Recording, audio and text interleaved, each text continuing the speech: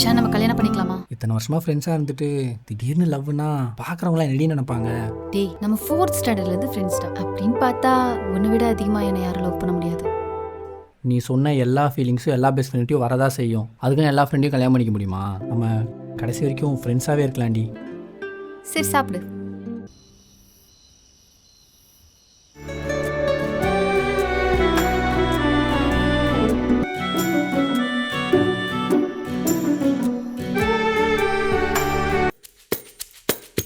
நித்யா, ம் நம்ம கல்யாணம் பண்ணிக்கலாமா?